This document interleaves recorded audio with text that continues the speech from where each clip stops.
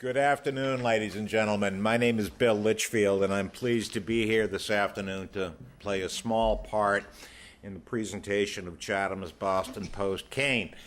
Notwithstanding the history and importance of the cane, though, the lady we gathered to honor today has long been deserving of recognition, separate and distinct from matters of chronology.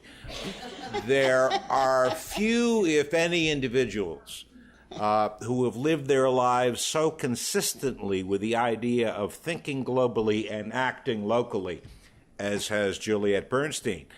This is a ceremony which could and perhaps should have been had taken place long before now, because Juliet is a community treasure whose efforts and achievements warrant celebration, regardless of her longevity, although we commend and admire her for that.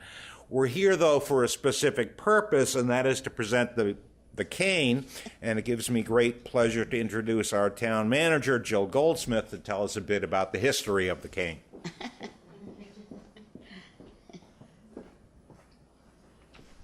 Thank you. On August 2nd, 1909, Edward A. Grozier, publisher of the Boston Post, a newspaper, forwarded to the Board of Selectmen in 700 towns within New England a gold-headed ebony cane with a request that it be presented with compliments of the Boston Post to the oldest male citizen of the town.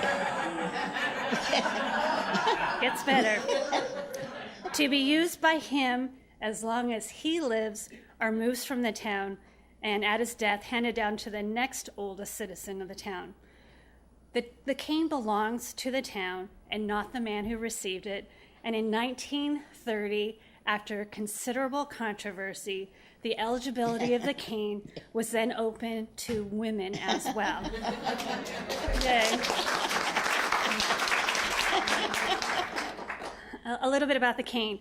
The canes were made of ebony, as I said, and have a 14-karat gold head engraved with the inscription, "Presented by the Boston Post to the oldest citizen of the town, to be transmitted." The Board of Selectmen was to be the trustee of the cane, and we have our Board of Selectmen here today, and it should always be kept in the hands of the oldest citizen. What started as a public relations stint turned out to be a tradition in our region, and it's now reached its 107th year.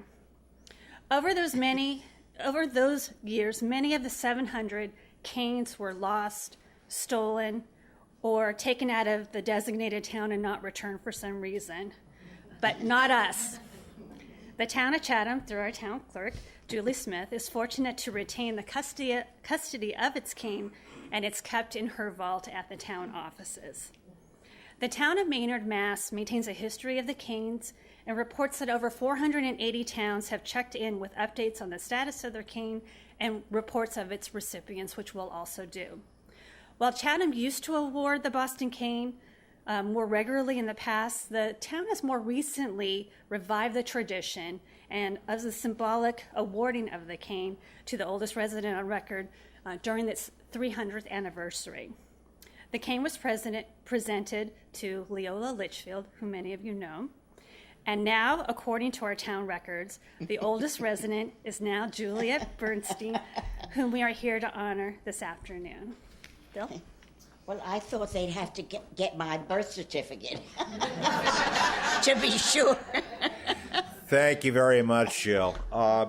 In addition to her career as an educator, Juliet is also a student, a lifelong learning student. She's in particular a student of history and of politics, and her political involvement goes back to the dark days of the 1950s when progressive views and dissent were under attack.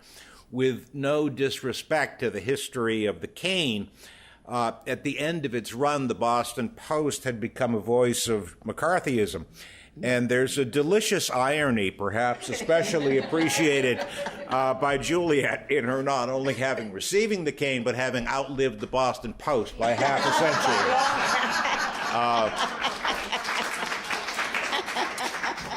Juliet Rellis was born in Ferndale, New York on July 2nd, 1913, a date closer in time to the Seneca Falls Convention than it is to today. That was 7 years before the ratification of the 19th Amendment to the Constitution. She graduated from Hunter College in New York City, one of the oldest public colleges in the nation, and subsequently earned her master's degree from Columbia University's Teachers College. She married Juliet Bernstein, a wonderful man with whom I had the pleasure of knowing and working in several capacities until his death in 1993. Their sons, Robert and Bruce, are here today. Juliet and Selig enjoyed admirable careers as educators in New York until retiring and leaving Bayside. Was it Bayside? Leaving Bayside, Queens in 1971. Yes, correct. So Juliet has been here since 1971, which is perhaps longer than some people in this room have been alive. On their arrival in Chatham, they immediately immersed themselves in a variety of public endeavors. And as a small example of foresight, had one of the very first solar installations in our community, which is still on Juliet's roof, all these many years later. Juliet has been an extraordinarily active member of our community in the 45 years we've been fortunate to have her with us. She has served as a mentor, a guide, a resource, and a voice as a community conscience in many ways, whether through her involvement with the League of Women Voters, of which she served as the president in the early 1970s, her involvement with the Fellowship of Reconciliation, and many other forward-thinking groups, and as a leader of having Chatham declared a nuclear-free zone.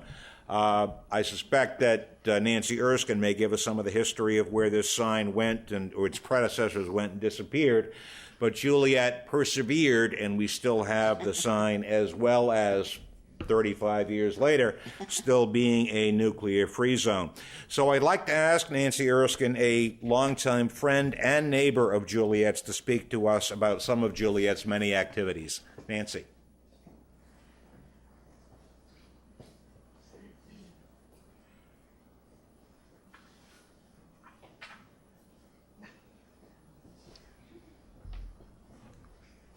Thank you, Bill.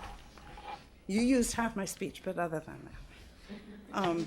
I don't deserve this honor. There's people in this room who are much more qualified to speak for Juliet and about Juliet than I, but I will do my best. As Bill alluded, the League of Women Voters was born 96 years ago this month, 6 months before the 19th Amendment finally gave American women the right to vote. And just a few months before 7-year-old Juliet Rellis walked with her mother to the polls in their little town, the Catskills, where the family operated a farm and boarding house. It wouldn't be until 50 years later that Juliet joined the League, when she and Selig retired to Chatham.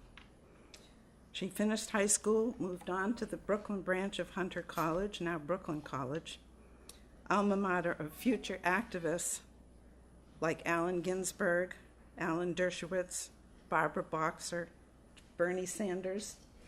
Did you know that? No. He went to Brooklyn College. Oh, yes, I knew that. But he did transfer. Juliet graduated with a BA in physiology and public health and went on to get her MA in institutional management at Columbia Teachers College. It was still the Depression era, and with good jobs still hard to find. Among other things, Juliet went to work selling subscriptions to the New Yorker. But not for long. She soon was teaching in the public schools, married Juliet Bernstein, a fellow teacher, moved to a home in Queens, and together raised their 3 children, 2 of whom are here today. Eventually, in 1971, Juliet and Selig moved to Chatham. Selig was a math teacher and was immediately grabbed up by the Nauset schools. Bruce, the youngest, was still away at school, and Juliet was bored. She joined the League of Women Voters. And I quote from a recent note of hers. Most of the members were in their 70s and 80s, pretty old. Most of them had not worked. We had 5 young members, 2 wives of National Seashore Rangers, 1 wife of an Orlean dentist, 1 young mother, and I. Did I mention she has a steel trap memory? In the League, Juliet served on the Health Care Committee and the Transportation Committee before becoming president. The Transportation Committee ultimately led to our regional transit system, but before that system saw the light of day, members of the League went carless for a week or more. A week. Wherever you looked in Chatham, there were women trudging along the side of the road, silently protesting the lack of public transit. In 72 or 3, the president of the League originated the idea of candidates' nights to enable voters to hear the positions of candidates for town offices. Juliet led the effort. Among the candidates in those years, and I think my figures are probably off by some years, were young Tim Pennypacker and young Bill Litchfield. Juliet also worked with the JCs to develop a series of Know Your Town booklets for most Cape towns. Also in those years emerged the women's peace movement, originated as Women's Action for Nuclear Disarmament, led by Dr. Helen Caldecott, who founded Physicians for Social Responsibility, and in 1985 won the Nobel Peace Prize. Needless to say, Juliet quickly became involved, an involvement that ultimately led to the successful effort to make Chatham a nuclear-free zone. Would you like me to read that? I was going to invite people to read it.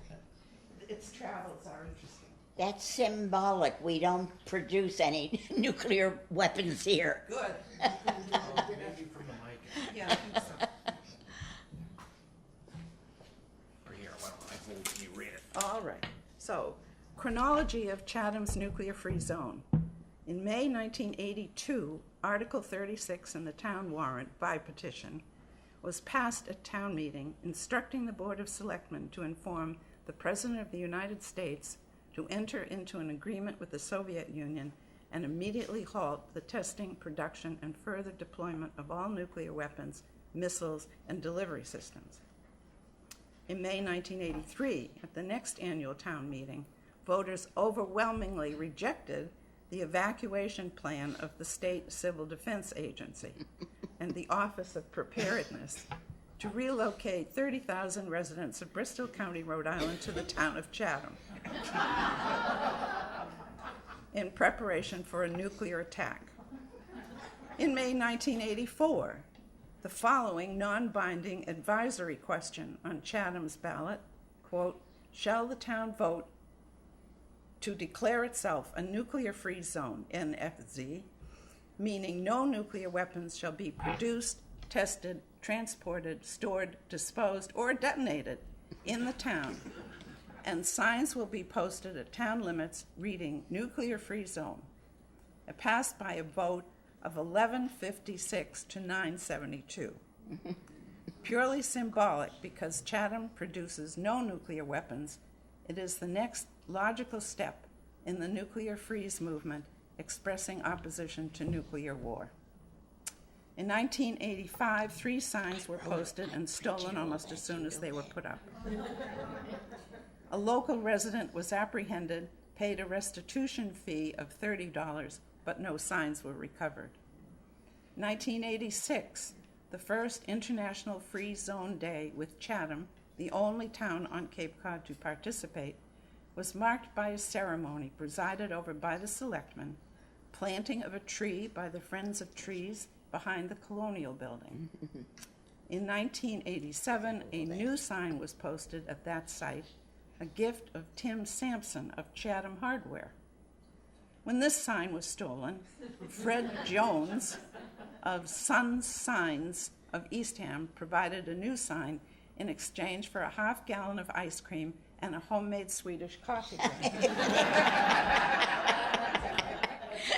Made by you? Yes, I thought. This sign, posted in the town office, was subsequently stolen. In 1993, one of the signs previously stolen was recovered and placed at the site behind the Colonial Building, only to be stolen in early 1994. What a great town.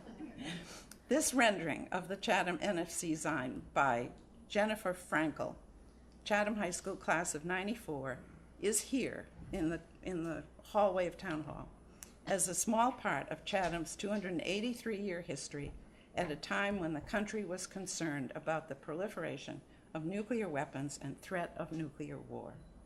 Presented by Juliet R. Bernstein to the town of Chatham on September 20, 1995, in memory of her husband, Selig, who worked actively for peace. I've forgotten so much of that. You know, I've forgotten so much of that. I did all of that handwork, that calligraphy. I can't do it now, but I did it then. That's okay. Alan Pollock very nicely gave me a photograph of the presentation, which the guys are going to, they couldn't run it live, but they're going to insert it in the tape. Yes, what's his name? Bill Litchfield was there. We Yes, had he 3 was. selectmen. When we did it, and I recall that. I just thought of it the other And there day. was a young woman who looked like Barbara Madison. Who would that have been? I couldn't figure it out. Well, I'll ask you. I'll have to figure it out. I keep remembering Okay. things that I've forgotten. Her efforts continued. In 1980, with friend Ellen Althouse, That's Juliet joined the Fellowship of Reconciliation, or FOR, whose monthly newsletter she continues to write and produce today. Over 400 issues. In 1982, with FOR, you have to correct me here, she went to D.C. with a disarmament petition signed by people from across the Cape and presented to Congressman Studs. That's right. We did. I'm writing madly trying to. In the same year, she participated in the March for a Nuclear Freeze at the UN in New York, the largest rally in the nation's history, bringing 1 million people to Central Park. Nor were her efforts confined to the world scene. Her annual Peace Poetry Contest at Nauset Regional Middle School continues today. And encouraged by another of Chatham's great women, Josephine Ives. Josephine Ives.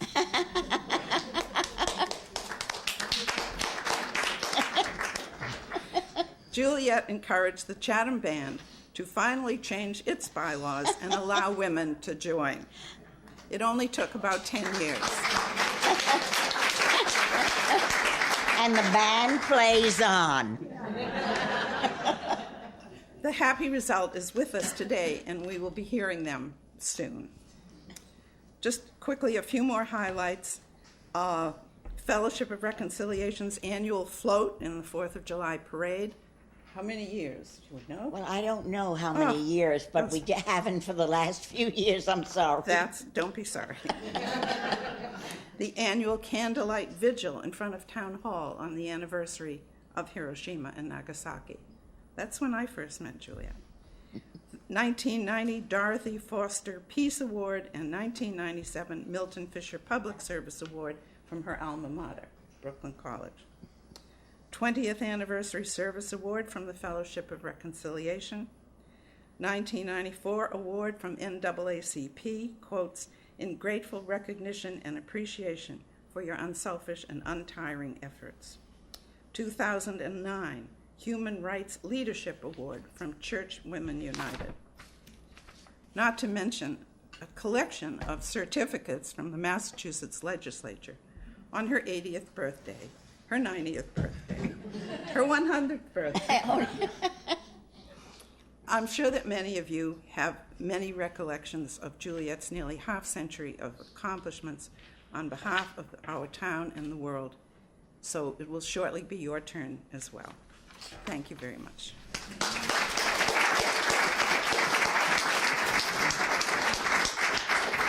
Thank you very much, Nancy.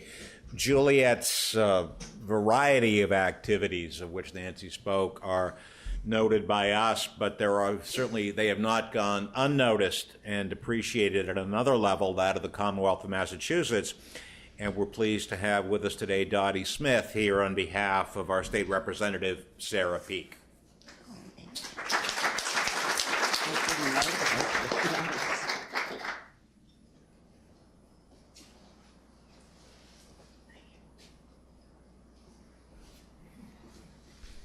Thank you, and good afternoon, all. Representative Peake would have enjoyed very much to be here today, Juliet, to be with you and to honor you. I know she's very busy. She's not only busy, but she's out of the country at the moment. I do have another certificate for you, and let me read it to all. The Commonwealth of Massachusetts, the House of Representatives. Let it hereby be known to all that the Massachusetts House of Representatives offers its sincerest congratulations to Juliet Bernstein in recognition of receiving the Boston Post cane as the town of Chatham's oldest resident. The entire membership extends its very best wishes and expresses the hope for future good fortune and continued success in all endeavors. Given this 12th day of February 2016 at the State House, Boston, Massachusetts, signed by Robert A. DeLeo, Speaker of the House, and offered by Sarah K. Peake, your state representative. Thank you very much. Thank you. Oh, isn't that beautiful? Thank you. I don't know what I'm going to do with all these. Thank you very much, Dottie. We will perhaps, Bruce and Robert can figure out a way to sort of extend the house, possibly, to get you a new room for the certificates. It has just occurred to me, we have several more speakers, but it occurred to me, particularly in light of the next speaker and the topic, the wonderful, again, irony.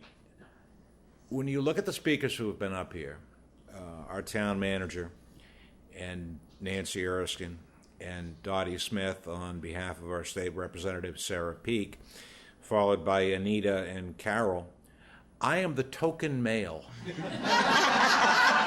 And there are a few things more positive than to acknowledge that. In that regard, Juliet has, among many other things, long been involved in issues of gender equality.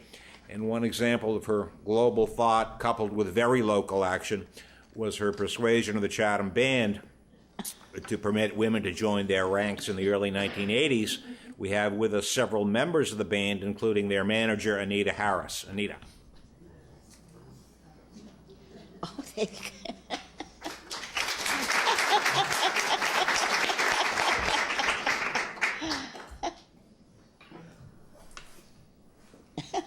It's a pleasure to meet you. Oh, nice to meet you, too. Good afternoon, everyone.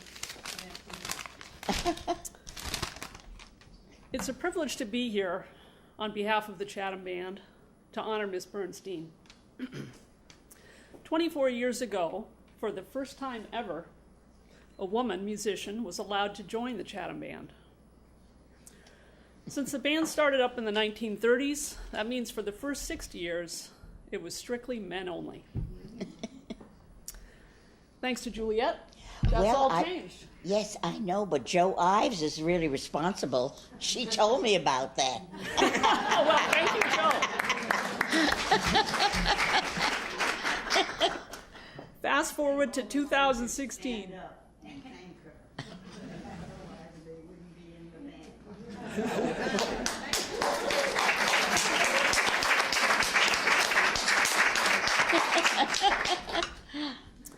Fast forward to 2016. Today, over 1/3 of Chatham Band members are women. Yes, wonderful. And the band plays on and is very good, right? Yes, indeed. Women hold top positions in the band. Sally Duvall as president and assistant conductor, and myself as band manager. Also, all musicians, both men and women, earn the exact same wage. Of course, we're all volunteers. I love the Chatham Band. Friday nights up on the bandstand are magical. The energy from the crowd is electrifying. It's an amazing experience. So we thank you, Juliet. We thank you for standing up and making your voice heard against discrimination, and thereby bringing all this joy into our lives. Well, that's wonderful. Thank you very much. I'm glad. And I will say, It was quite by accident. Two people wanted to audition. One was a high school student who played the flute, and the other was, I don't know what she played.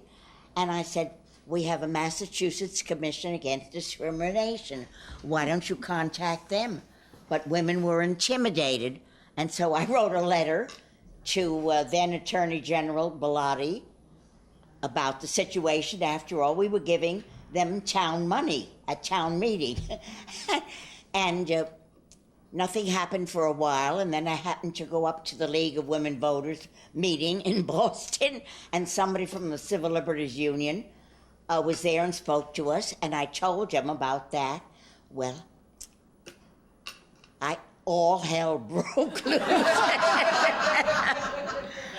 A letter was sent to the town, and Bill Galvin, I don't think he's here, but Bill Galvin was at the town lawyer's office for something else, and he overheard something.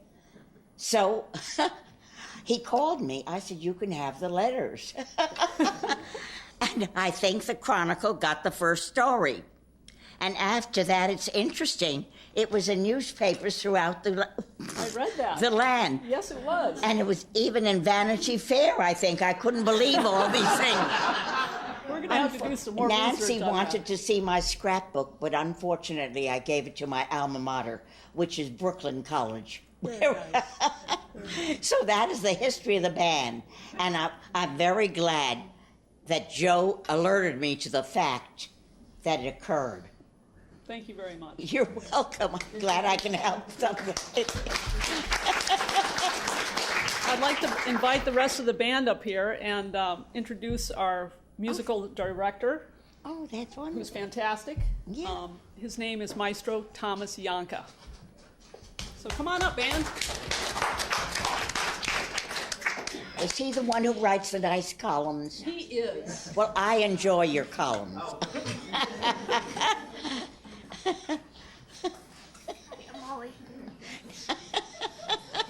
That's nice. Very nice. Thank you. Very nice. I didn't know. Very nice. So much. It's nice to meet you. You're well. Nice to meet you too. I didn't know it would make such a difference, but I'm glad it does. It does. And we just wanted to sing Band Time in Chatham for you, just to have a little fun today. So if everyone will join me. It's band time in Chatham, with a show to hear and see. For band time is a grand time, 'tis the open door of opportunity. So have fun in Chatham, here on Cape Cod's elbow land, and may the band play a happy tune, and come along to the Chatham band. There's marches and waltzes, and an overture or two. There's singing and dancing, and selections just for every one of you. So have fun in Chatham, here on Cape Cod's elbow land, and let the band play a happy tune, and come along to the Chatham band. Thank you. Oh my And that's for you. That's just a little CD of some of our music for you. Isn't that wonderful? Congratulations. Thank you. Well, I will say, we went. Are you singing some more now? Nope, we're all done. When we came here, we went to the band with our grandchildren, and my grandson, who is now a JAG in the military, Wow. he's a lieutenant colonel, said, my grandmother doesn't like the band because they don't have women in it. Well, you took care of that, didn't you? Well, I hope so. All right. Thank you. Wonderful to meet you. Great. Thank you.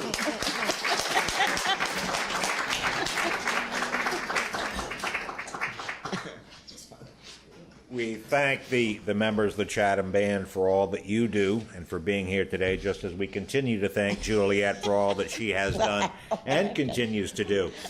Another institution that deserves our thanks and plays a large part in the lives of many of our citizens is the Council on Aging. The programs and supportive services offered through COA enable many of our residents, like Juliet, to remain active participants in our community through programs like Aging in Place and others. The chair of our Council on Aging, Carole DeChristopher, is here today, I believe. Yes, please. Hi, Julia. How you doing? Okay, thanks. Thank you.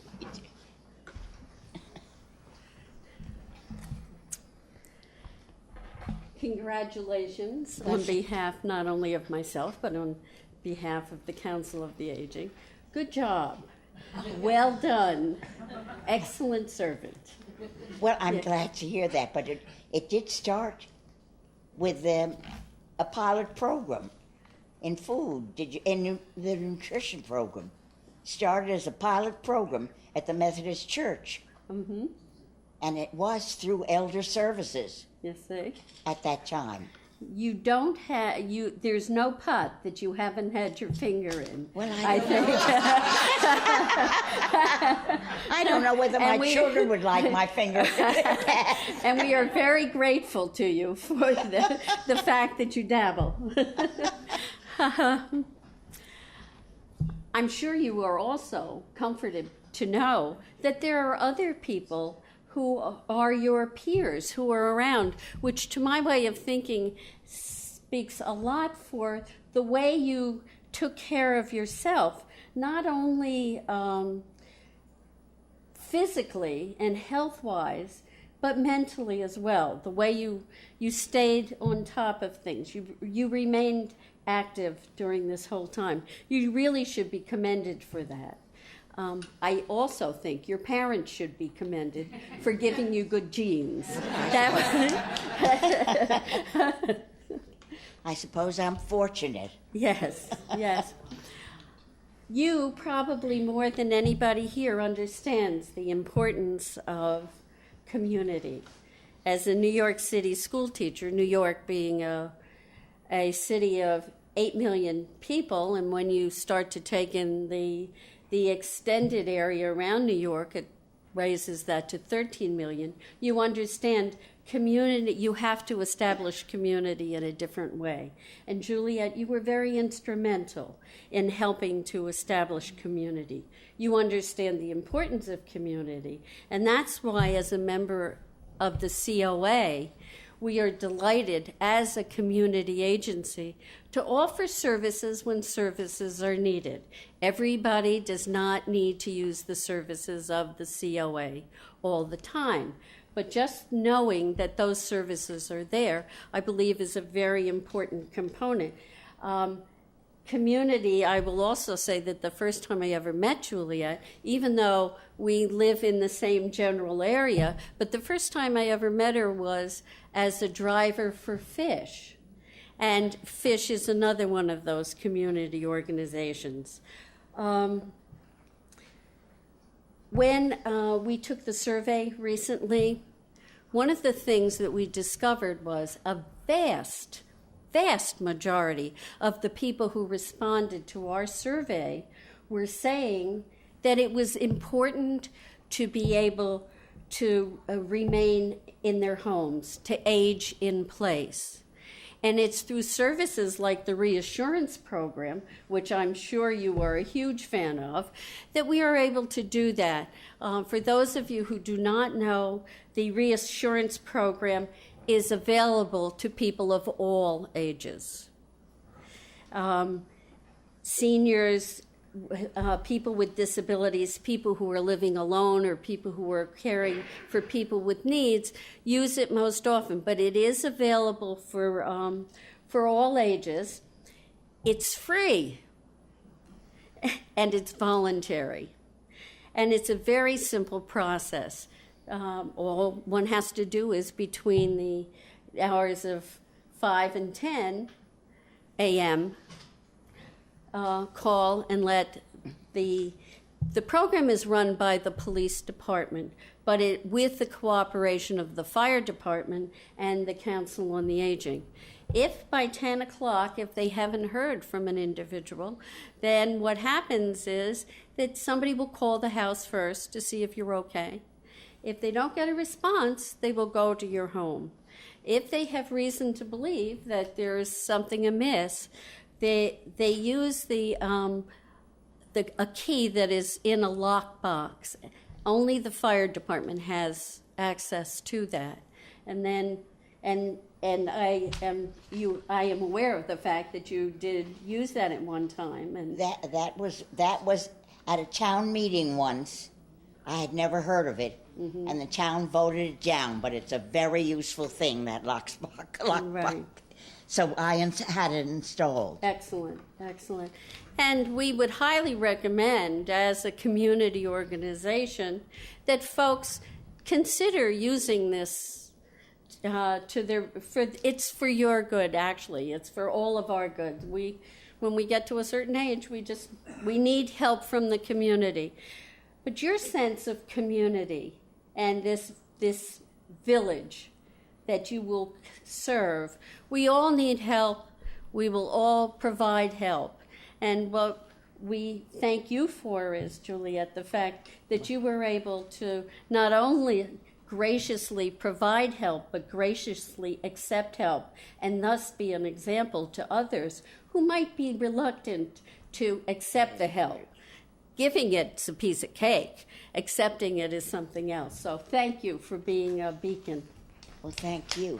And I will say, the older you get, the less embarrassed you are. Some people are embarrassed, but you don't. I do ask others. I have some wonderful neighbors and friends, Nancy Erskine and Kate Shima, who really are a great help to me. And others, people who aren't even, people are polite to you when you're older anyway, when they're not always polite. The reassurance program literally once saved her life, Yeah. about 8 years ago.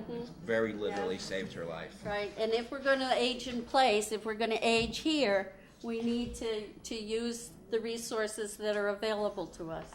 Thank you. Oh, thank you. All right.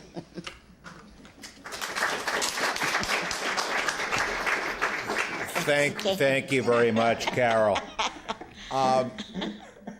I find it fascinating sitting here that the acoustics in this room are pretty good, but those of you in the last row can hear Juliet without the microphone, which I find to be extraordinary. And I'm not sure if it's your parents' genes or your truly remarkable constitution. Whatever it is delightful and amazing. No, I was told a long time ago that my voice was unusual. It has resonance, and most women's voices don't. It not only has it resonance, but it will resonate in our community for many, many years to come. Nancy mentioned Juliet's involvement in the Fellowship of Reconciliation. That organization has 2 essays about its history. One is entitled The Rebel Passion, and the other is entitled The Good Fight. Those 2 essays are aptly named for the organization for which Juliet has written the newsletter since the Nixon administration, roughly. But they could also describe Juliet as well, one who has fought the good fight for peace, justice, nonviolence, the issues for which FOR is most known, and one who continues to rebel against inequality, and who remains passionate in her commitment to humanity, to fairness, and to decency. We are truly fortunate to have Juliet as a remarkable and esteemed member of our community. The moment for which we have specifically gathered today has arisen. Our town clerk, Julie Smith, is here with the town's Boston Post-Cane, along with the members of Board of Selectmen, Tim Roper, Dean DeCastro, Seth Taylor, and Corey Metters, who will present a replica pin, a frame certificate, and I think Julie has the cane itself. Gentlemen and lady. Tim, you're the senior member, so. My age or... Oh. Well, I'm very honored on behalf of the entire Board of Selectmen, the town of Chatham, town clerk, and the town moderator to present you with this wonderful certificate to commemorate the cane which will be hiding in Julie's Thank you very office. much. Isn't that a beautiful thing? And, well, no, there's more here. Oh, there's more. Right there. Thank you. And let's see, I'll open this up for you. replica pin. Oh, isn't that isn't that beautiful? That is so nice. Thank you. Yes.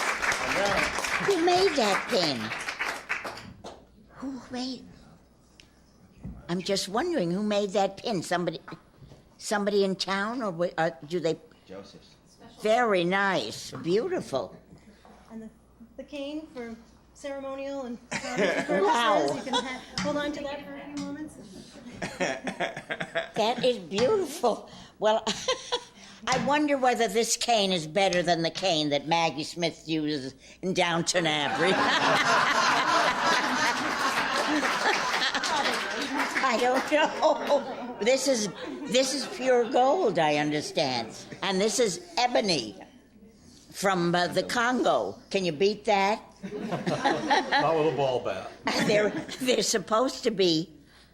Every town is supposed to have them, but some of them have lost them, as you pointed out. Lost, stolen, or strayed, you know. In one town, I think it was Maynard, they found a child playing with a cane. Somebody didn't realize it was so important and so valuable. But I'm just, you want to touch it? Is that the magic touch? Quite heavy. It must be. Now you can. It should at least be like a Stanley Cup. Yeah, let's carry it around for one day. Let everybody get a chance to touch that cane. And that's kept in the town vault, right? Yes. That's where it really should be. That's why we've had it for so long. Well, that is really good.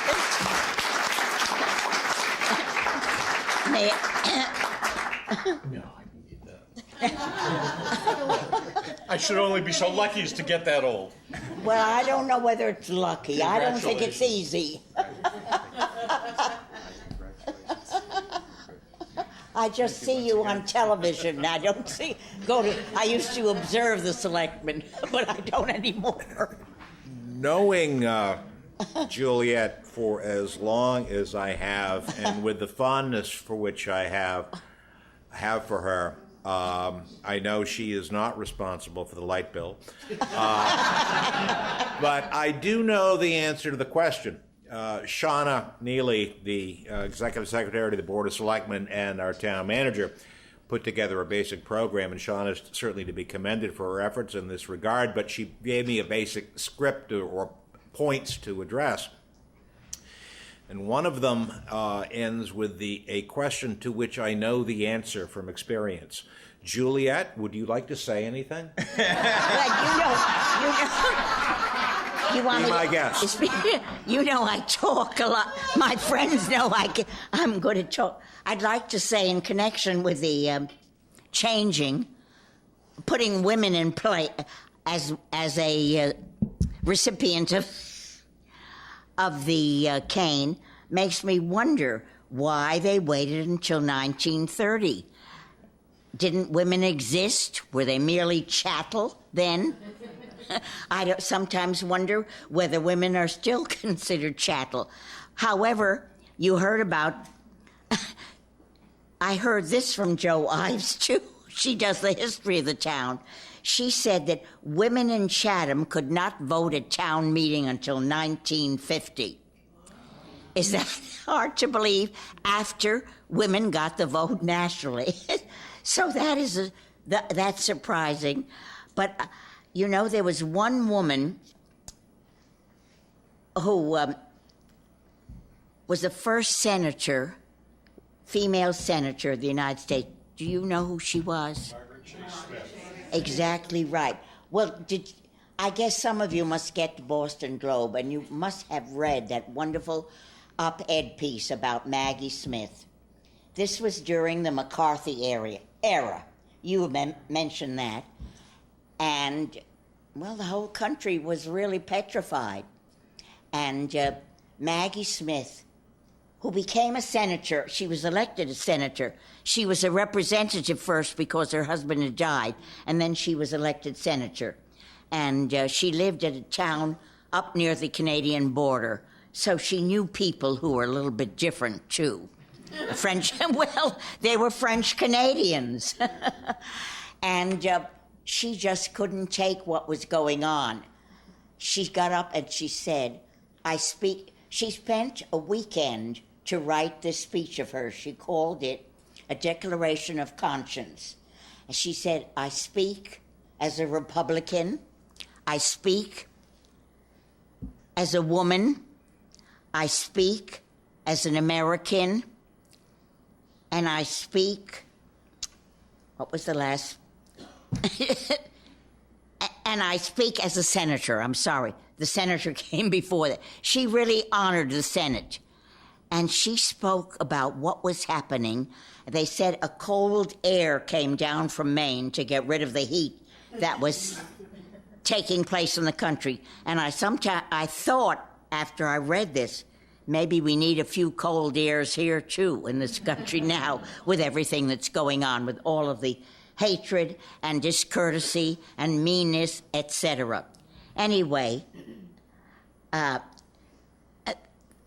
was very, very much impressed with what she had said. And interestingly enough, do you know, I don't recall having read about her. I remember the general who came into at one of the McCarthy hearings, and he said, have you no shame? But here was a woman who spoke out, a senator, and I don't recall any of that until I read that article.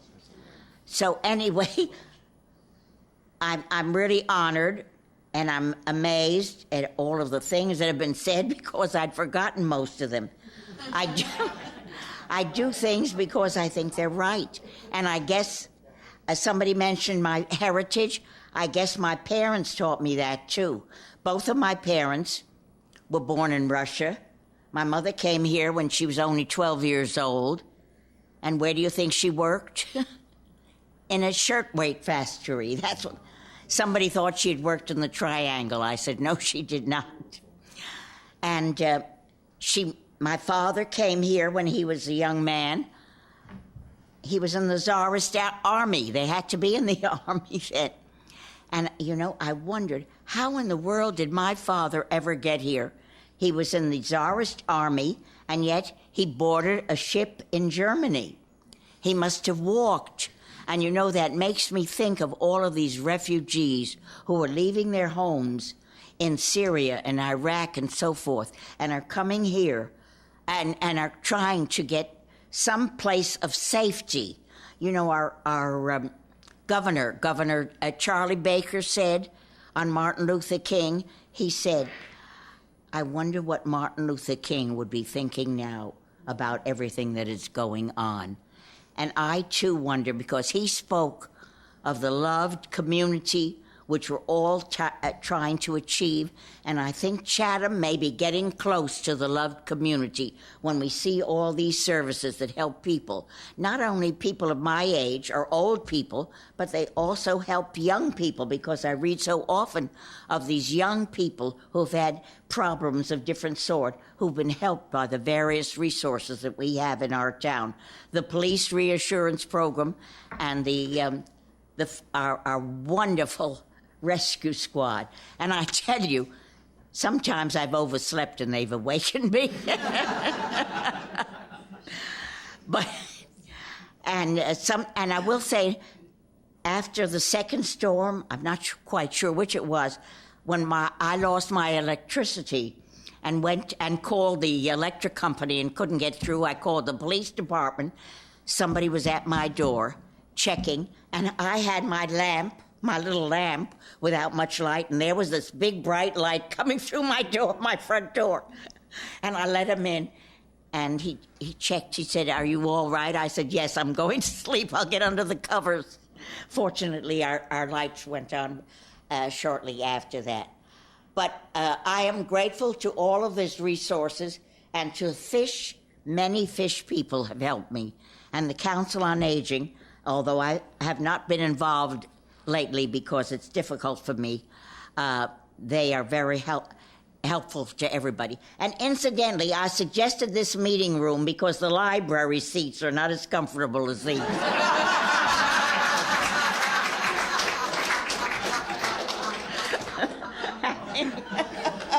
Juliet has a remarkable ability to combine broad thoughts with practicality. Practicality has never been something which she is short. We have refreshments in the rear of the room. We hope that you can stay and speak with Juliet. There are many people in the community here today who worked with Juliet, who have enjoyed her many contributions to the town of Chatham. We thank you all, and we thank you especially, Juliet. Well, I thank you. I thank you.